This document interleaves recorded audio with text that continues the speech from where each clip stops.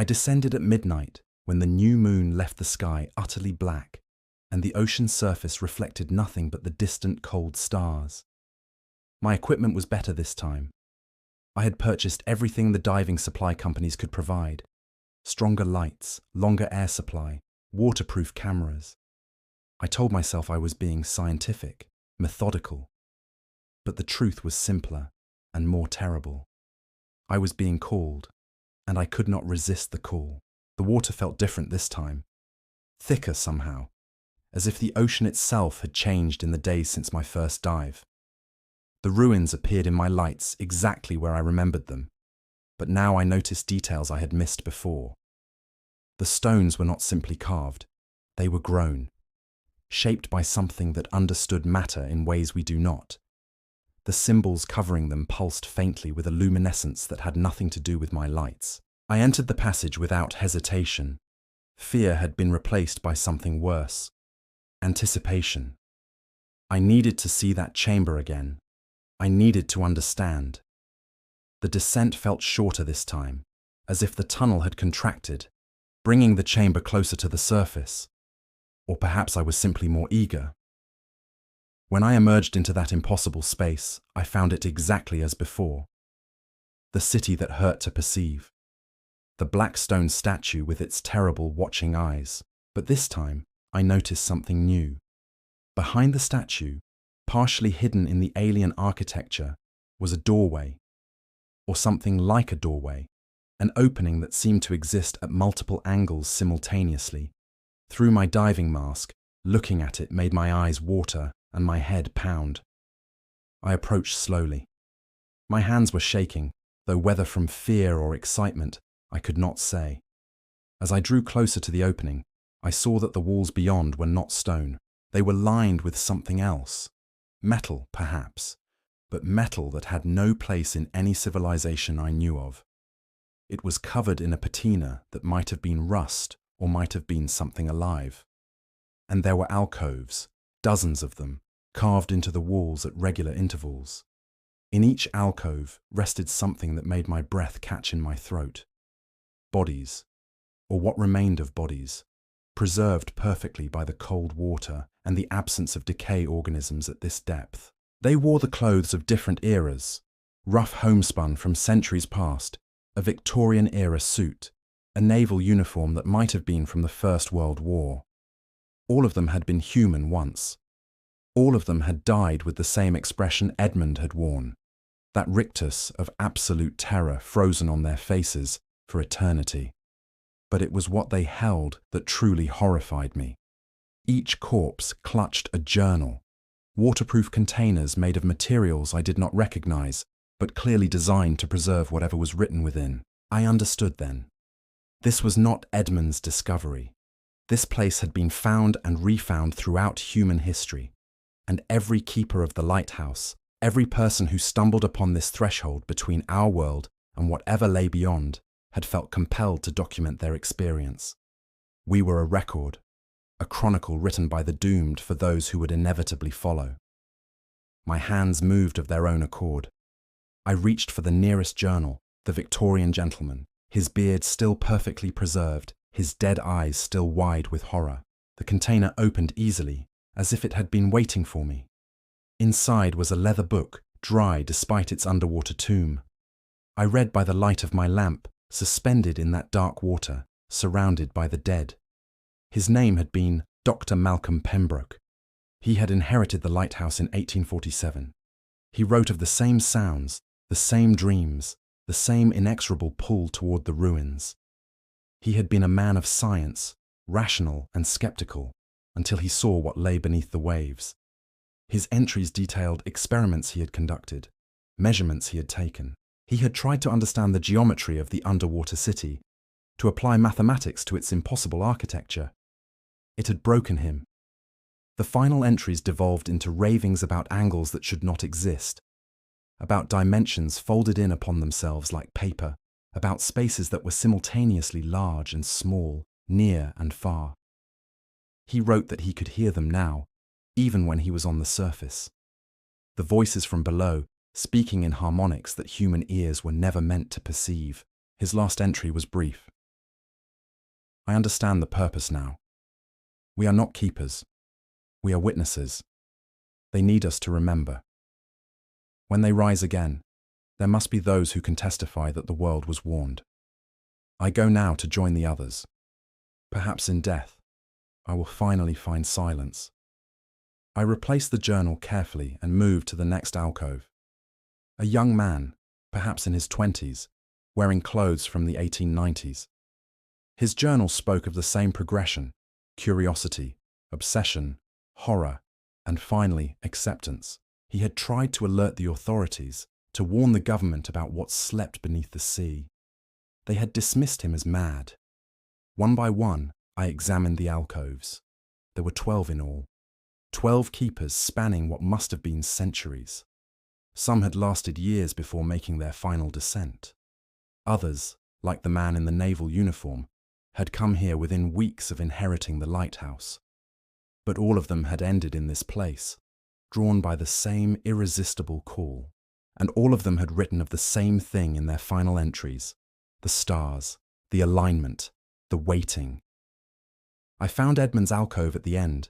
His body was still fresh, relatively speaking. Less than a month in the cold, deep water.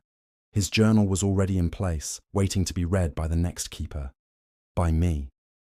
I could not bring myself to open it. I knew what it would say. I had read his entries in the lighthouse.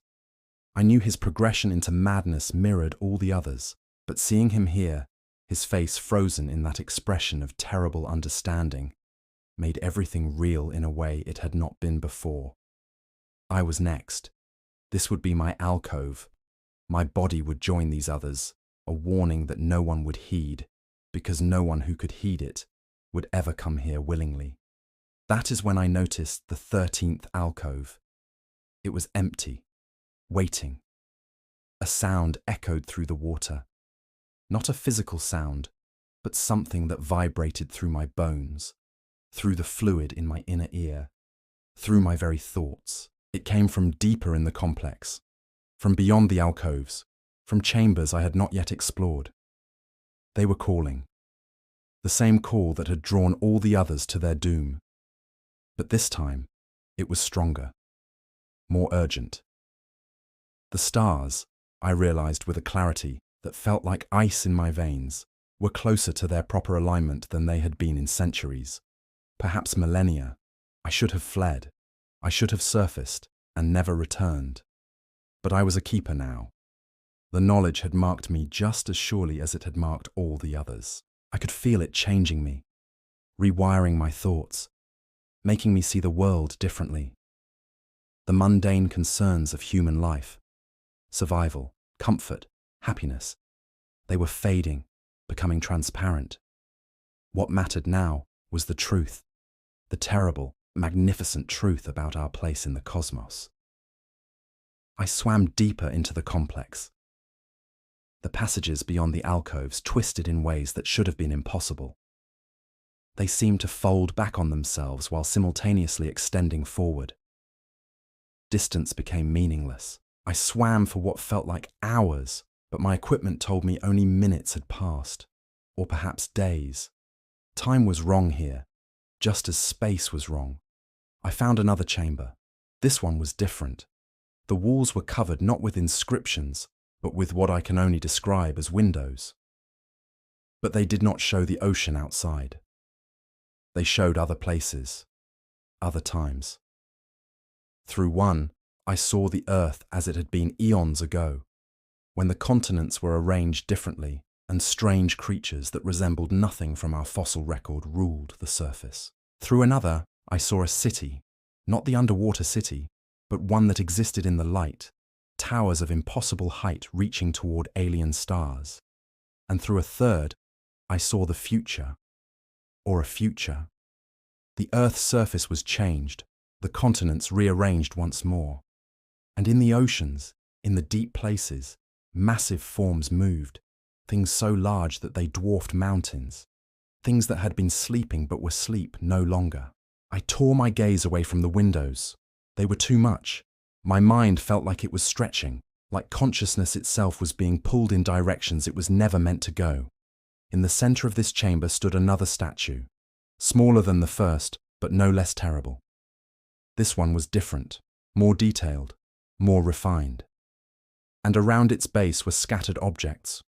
Offerings, I realized. Gifts left by those who had come before. There were coins from civilizations that no longer existed. Weapons of bronze and iron. Books in languages I could not identify. And something else.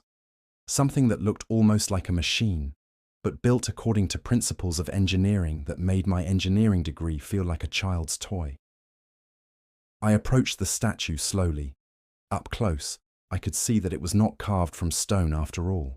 It was cast from some metal that absorbed light completely, and set into where its eyes should be were stones, gems or crystals of some kind, that glowed with a faint, sickly green light. As I stared into those crystalline eyes, I felt something shift in my mind, like a door opening, like walls I had not known existed suddenly crumbling. And through that opening came knowledge. Not words, not images, pure information, flowing directly into my consciousness. I learned the truth about the lighthouse. It was not built by any human civilization. The foundation stones, the ones that supported the structure, they were older, far older. They had been placed there by those who came before, the entities that the underwater city had been built to honor and house. The lighthouse was indeed a marker, but not for ships. It marked the threshold, the place where the barrier between our world and theirs was thinnest. And every 33 years, when certain stellar configurations aligned, that barrier weakened further. During those times, they could reach out, could touch the minds of those sensitive enough to hear, could call a keeper to witness and remember. Edmund had been called during the last alignment, and I had been called during this one. But this alignment was different, stronger. The stars were moving into a configuration that happened only once every millennium. And when that configuration was complete, in less than 3 months the barrier would not simply weaken, it would fall entirely. They would rise, not just in dreams or visions, but in physical reality. The ocean would give up what it had hidden for so long, and the world that humans had built, the civilization we were so proud of, would be swept away like sand before the tide. This was why the keepers had documented everything. They knew that when the time came, there needed to be a record, proof that we had been warned, that we had seen the signs, that we had chosen, whether through ignorance or arrogance, to ignore them. I understood now why Edmund had made his final descent.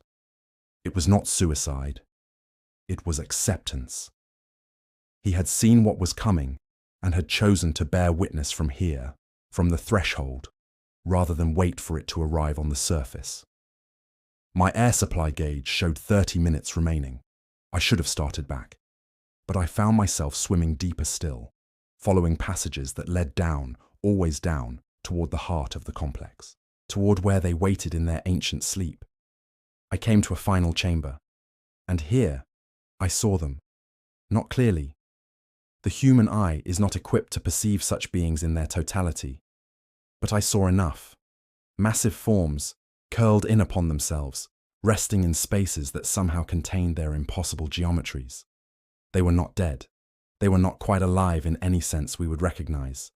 They were waiting, dreaming, and those dreams leaked out into our world, touching minds, shaping reality at its edges.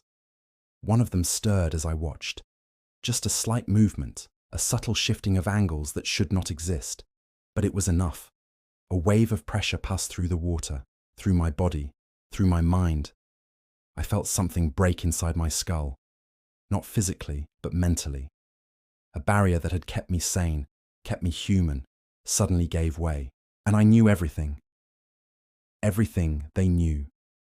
Every civilization that had risen and fallen on Earth before humanity. Every cosmic cycle, every stellar configuration. The truth about reality itself, about the insignificance of our species, about the futility of our struggle to matter in a universe that did not even notice us. I screamed. Water flooded into my mouthpiece. I was drowning, and I did not care. The knowledge was too much, too vast. My consciousness was not built to contain such things.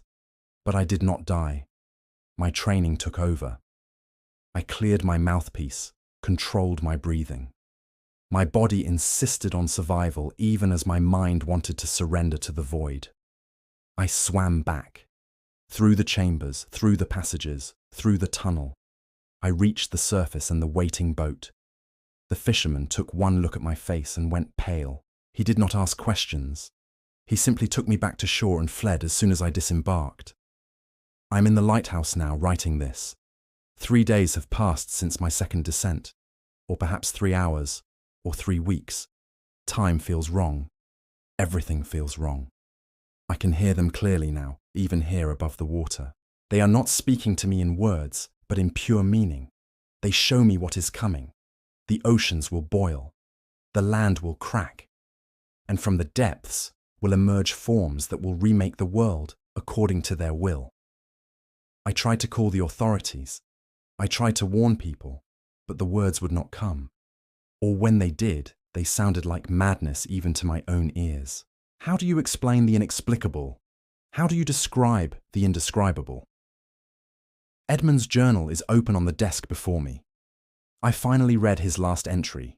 He wrote, "The 13th keeper will see the rising. It is written in the stars, encoded in the very stones of this place. I will not be here to witness it. But you, whoever finds this, will. I am sorry. I am so very sorry. I am the 13th keeper. And the alignment is coming. In less than 3 months, when autumn gives way to winter and certain stars rise above the horizon in configurations that have not been seen since before human civilization began, they will wake. I cannot stop it. I cannot flee it. I can only wait and watch and remember, because that is what keepers do. The lighthouse beacon turns above me, marking the threshold. And far below, in the cold darkness of the ocean floor, ancient things stir in their sleep, and their dreams are growing stronger.